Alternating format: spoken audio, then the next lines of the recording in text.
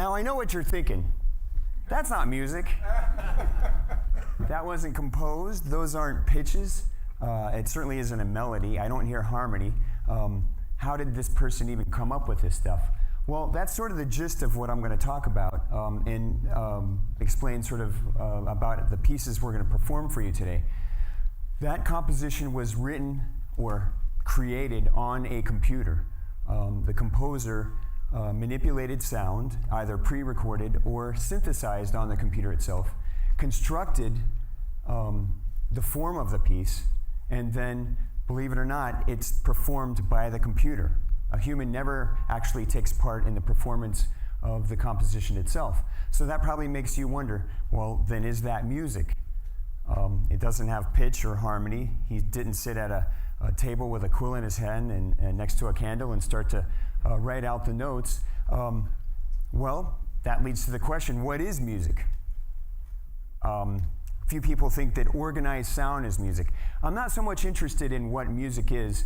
We'll leave that to the philosophers. I'm more interested in how this kind of stuff is done, and most importantly, why. So if you think about sound from a musician's point of view, there's three basic areas that I think you should consider. How sound is created or synthesized, how sound is recorded, and how sound is amplified or sent out. And there's a history of that when we start thinking about technology.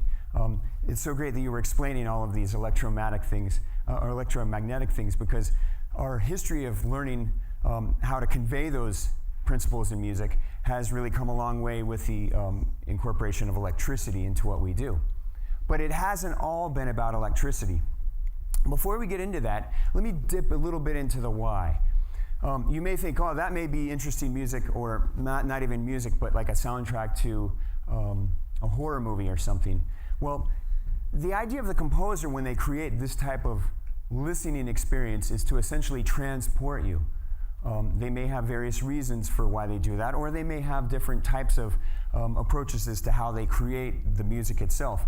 He created this piece on a computer using various algorithms or computational formulas. And a lot of those formulas were based on designs of cactus that you could find out in the desert.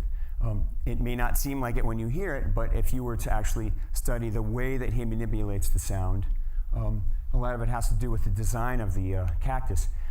The second movement, which I'll play just a snippet, is based on this particular type of cactus. Anybody know what that cactus is? We got one person who, have you used that cactus before? That's peyote right there. So if you can imagine the experience of using such a cactus, you might imagine this type of sonic experience.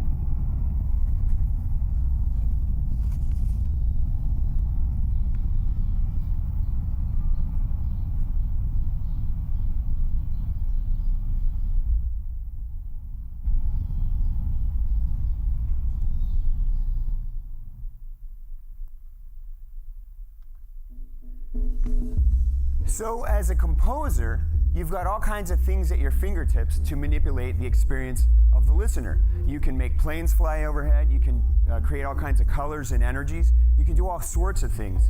But let's talk a little bit about how we generate sound in the first place. These are player pianos. One of the first ways that we could actually record musicians was to literally take a paper that could be punched by mechanical hammers, and say I'm playing on a keyboard.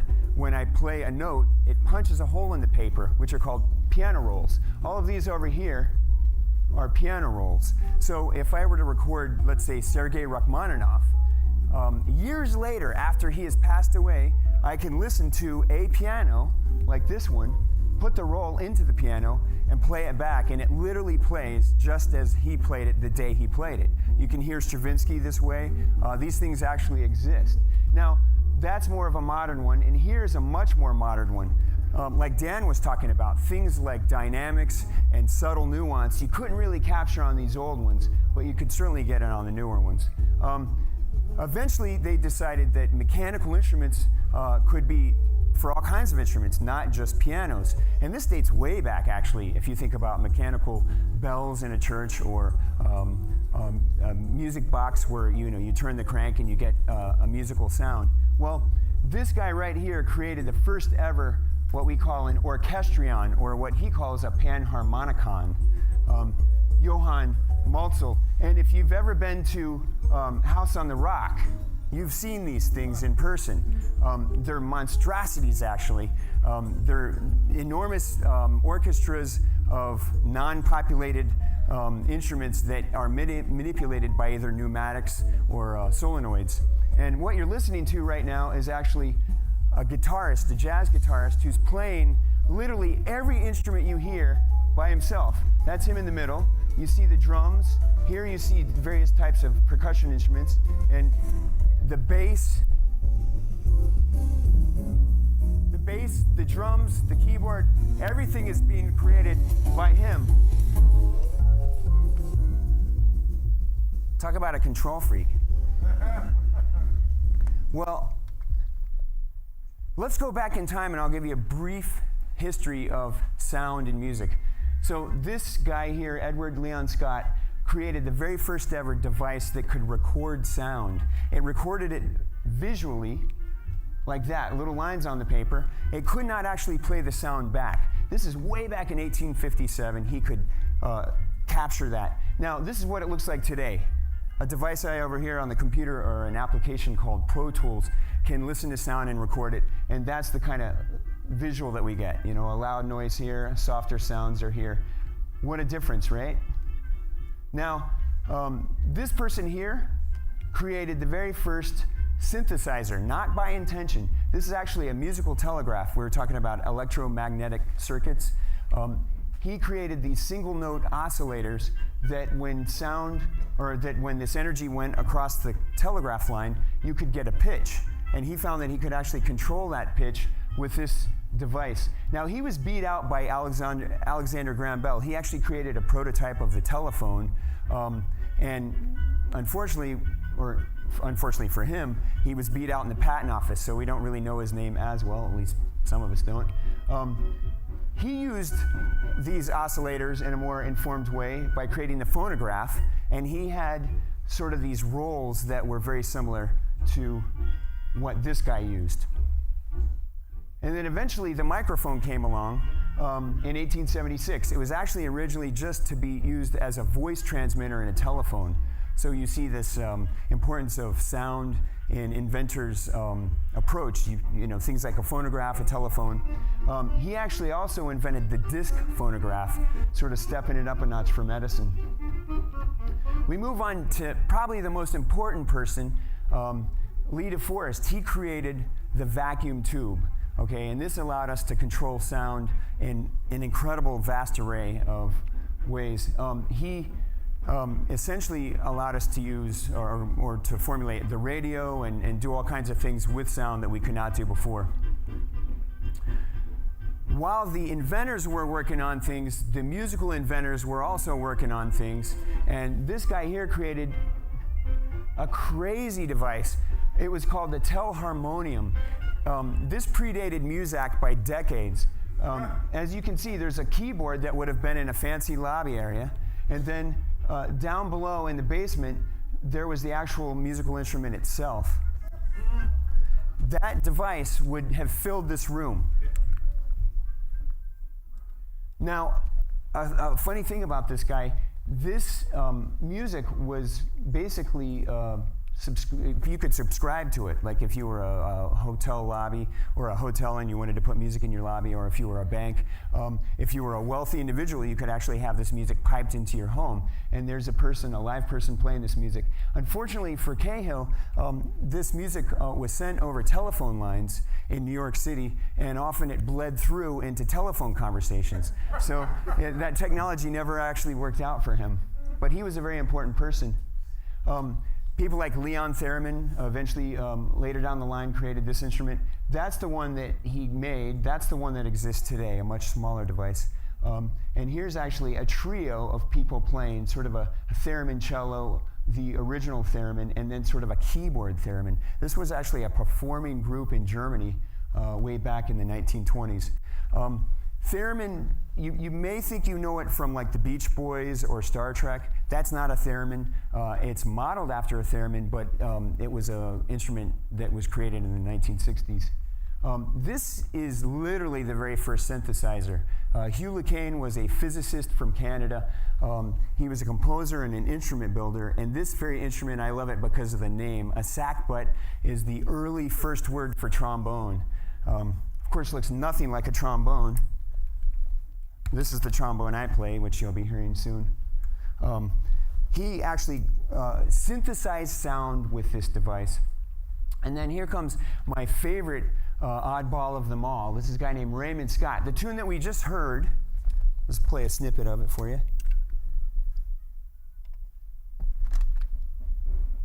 You may know this song.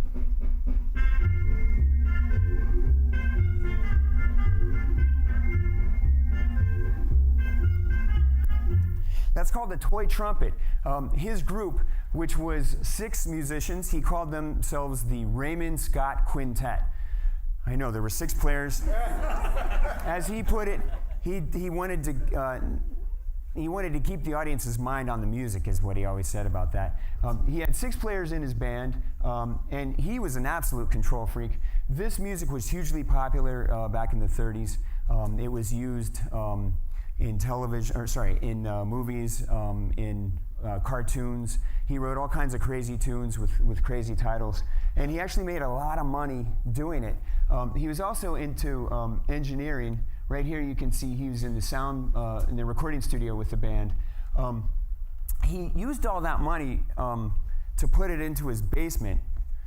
And I don't mean that he had a fancy couch with a big television.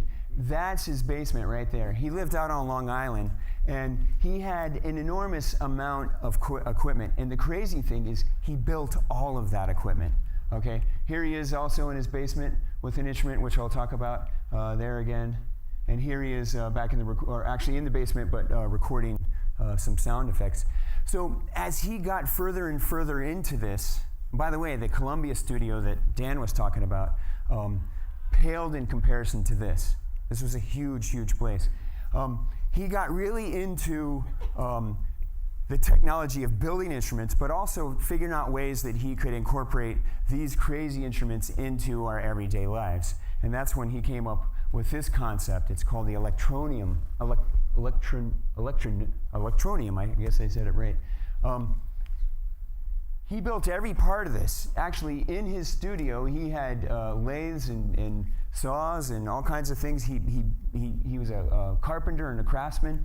He could deal with all the electronic circuitry to it. And the weird thing about this instrument is that it was more than just a synthesizer. It was meant to be purchased by an everyday person, placed in their home, and act as sort of entertainment. You could turn this thing on, maybe punch in a few numbers, and it would instantaneously compose and perform music for you. It sounded a little bit like this.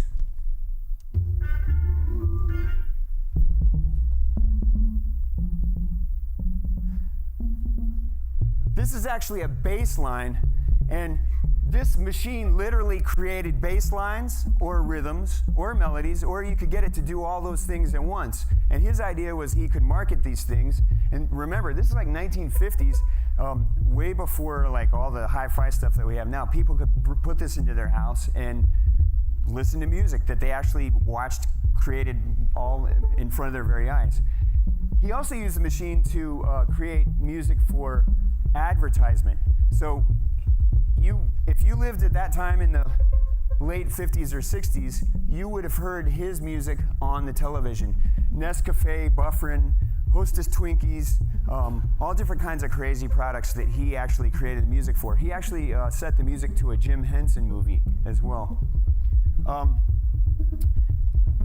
This is a tune that he wrote for an ad for makeup. I love the words. Sparkle and gleam, light up the skies. The name of the game is Lightworks. Again, the Electronium created this music.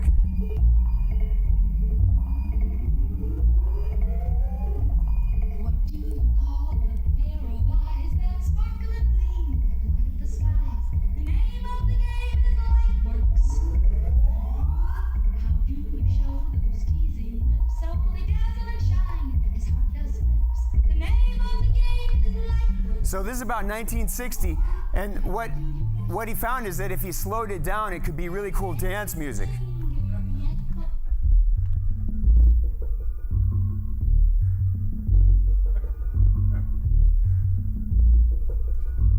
I think you could play this in any club today and people wouldn't skip a beat.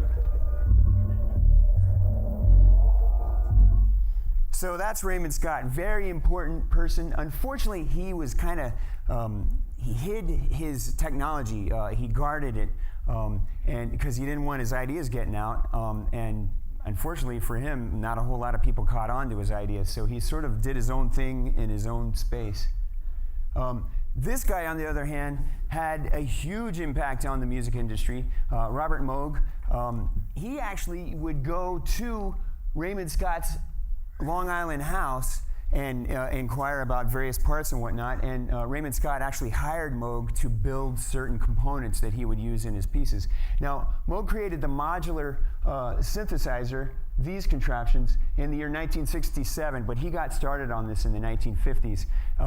And if you know any rock music at all from the 70s, you know you've heard Robert Moog's instruments. This is 1973 Pink Floyd.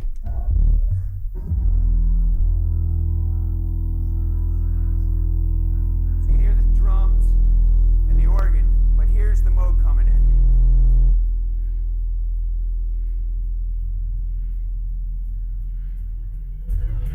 That's a Moog synthesizer. There's one in the School of Music in the basement in mothballs right now.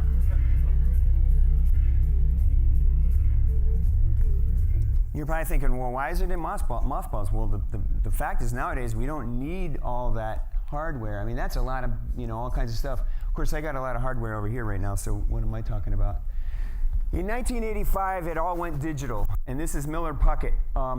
He created a program that's called Max, and I'm actually going to use Max when we play the piece that we're about to perform for you. Max MSP is a computer application that I like to think of almost like either an erector set or a Lego set.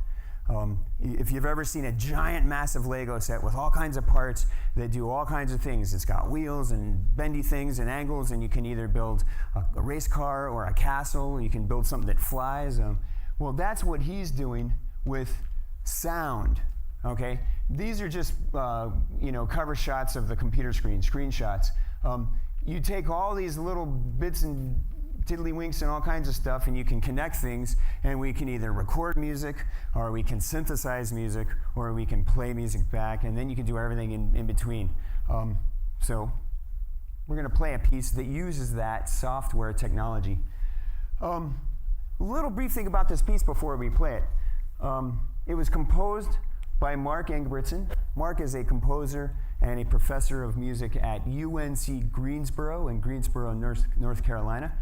Super awesome, nice guy, and a very creative, intelligent person. He and I connected at a new music event, and I decided, wow, I really want to get a piece written by you for my group, this quartet. I should introduce you guys right now, since you're about to play.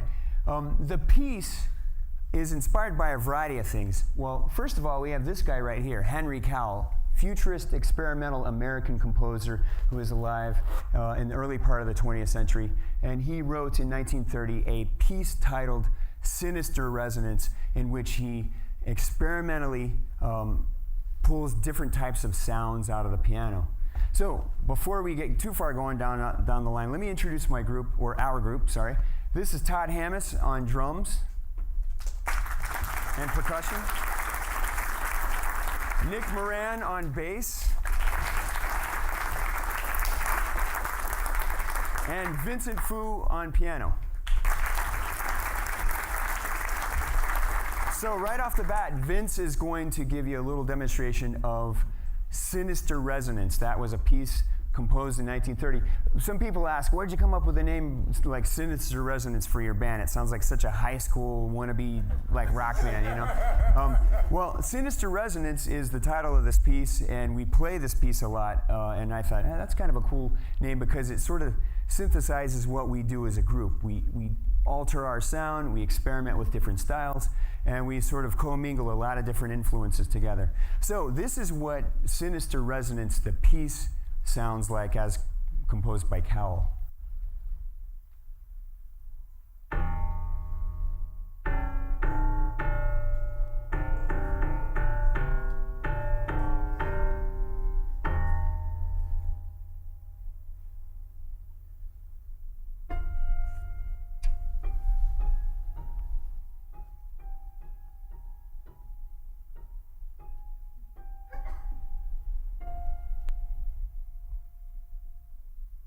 Beautiful, beautiful sound, I think, coming out of the piano, and certainly unexpected. Well, think, that was way back in 1930, way before what you could do practically with a synthesizer. So here was a composer experimenting with sounds, again, like what Dan was saying, pushing the envelope of what's possible with this tool, and then pushing the envelope with what's possible from a compositional point of view. Well, we have our composer up here, Mark, who sort of took that inspiration from our group and sort of spread it even further down the road for all four of us. There's a variety of things to think about when you listen to this piece. First of all four of us are picked up by a microphone and sent into an interface, which is a little device back here. That is what we call analog sound. A microphone picks up sound in analog, and then it sends it through a converter into zeros and ones so that it becomes digital. And then once that sound is in the digital domain, it can go into a computer and be manipulated by a computer program. The Max program that we're using, that Miller Puckett designed, has what we call a patch. So Mark took all those Lego parts out of Max and created his own patch, which is his own unique application that we'll use in this piece. Now, a couple interesting things about the way this patch works. Every one of us can talk to the computer, and the computer can react. And every one of our notes that we play has between 4 and 5 reactions from the computer. They're already pre-installed. We don't ever know what's going to come out. Sometimes the computer surprises us. Sometimes it actually ignores us, and we have to go on without it. In the case of this piece, Nick is sort of he's our leader, because his part it's actually a pitch recognition software program. So if he were to play, let's say, a C on the bass, the computer hears that C as opposed to, let's say, a G or a D. And when it hears the C, it knows to push into the next part of the piece. So it's up to Nick to hit certain pitches in the piece to sort of guide the computer through every step of the piece. Now, another aspect of this is that Mark recorded every one of us before he wrote the piece. He came here to Madison, recorded us playing a variety of sounds and pitches and musical fragments, and then he took that back home to North Carolina and manipulated it in the computer. So you're going to hear 4 live players. You're going to hear the computer responding to 4 live players. You're going to hear Mark's sort of textural part that goes through the whole thing. And then the fourth part of it is you're going to hear a poem that's read by members of the band. Now, we could read it out loud while we're playing, but that would be a little hard to coordinate. But it also wouldn't allow for Mark, the composer, to have fun and play around with it. So what he did was he recorded all 4 of us reading this poem, and then he took it and he threw it into Max and had some fun with it. So let's go back to the idea of this cactus piece that we were listening to at the start. Why? Let's get back to the why. Well, why is Mark doing all this with this piece? It's really to sort of pull you into this world and make you feel certain things. You may feel a little uncomfortable. The piece is about Abu Ghraib. The poet had a unique concept for writing the poem. He actually took recorded interviews between the prisoners who faced these atrocities and their lawyers, and he took snippets of those interviews and created a poem out of that. It's pretty intense because you don't actually hear specific things that happen to these prisoners. You're always led up to a certain point, and then they abruptly are cut off. So just give me about a minute to set a few things on the computer, and then we will perform this composition. There's the poem if you care to read as we play.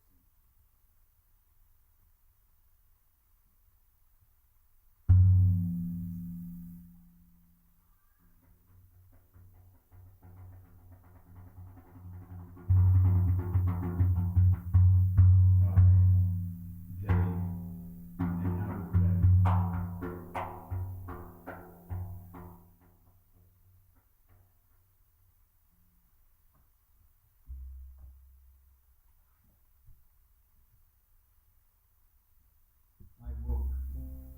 I asked. I heard. I was taken.